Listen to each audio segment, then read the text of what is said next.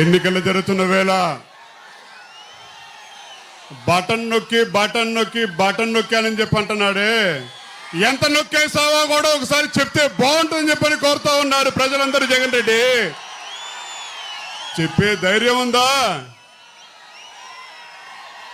సంక్షేమం అందజేస్తున్నావా? సంక్షేమం పేరిట పేద ప్రజల కడుపు కొడుతూ దోచేసుకుంటూ ఉన్నాడు ఈ జగన్ రెడ్డి. సింహం బయలుదేరిందని చెప్పంట. సింహం పుల్లు ఉండాల్సింది అడవుల్లో. ప్రజలకు కావాల్సింది ఒక సమర్థవంతమైన నాయకత్వం కావాలి. ఆ నాయకత్వం అనుభవం కలిగిన ఒక నాయకుడు చంద్రబాబు నాయుడు గారు ఈ రాష్ట్రానికి ఒక దిక్సూచి కింద భవిష్యత్తులో నుంచుంటానని చెప్పని మనందరికీ ఒక ఆశ. ఇవాళ జనసేన గురించి ఇన్ని సీట్లే తీసుకున్నారు, తగ్గించి తీసుకున్నారని చెప్పని మాట్లాడుతూ ఉన్నారు. వాళ్ళందరికీ ఒకటే సవాల్, పులివెందుల పిఠాపురం అని చెప్పని కూడా చెప్తా ఉన్నాం.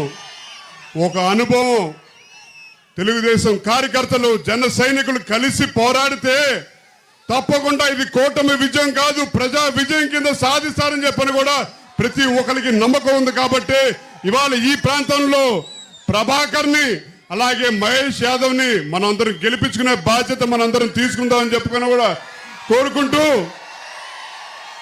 భవిష్యత్తులో మనందరి భవిష్యత్తు వాళ్ళ చేతిలో పెడతాం. ఈ 2 వారాల పాటు మనందరం కలిసికట్టుగా పోరాడదాం.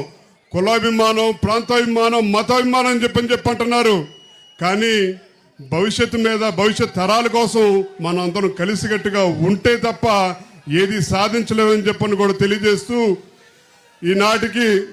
ఈనాడు విచ్చేసిన పెద్దలు చంద్రబాబు గారు మనందరికీ ఇచ్చే సందేశాన్ని చూచా తప్ప పాటించాలని చెప్పని కూడా మిమ్మల్ని అందరినీ కోరుకుంటూ, మా నాయకులు కీర్తిశేషులు వంగవీటి రంగా గారు ఇచ్చిన పిలుపు చేయి చేయి కలుపు, చేయి జారది గెలుపు అనే పిలుపుతోటి కూటమికి మన ప్రజా విజయం చేకూర్చాలని చెప్పని కూడా కోరుకుంటూ సెలవు తీసుకుంటా ఉన్నాను.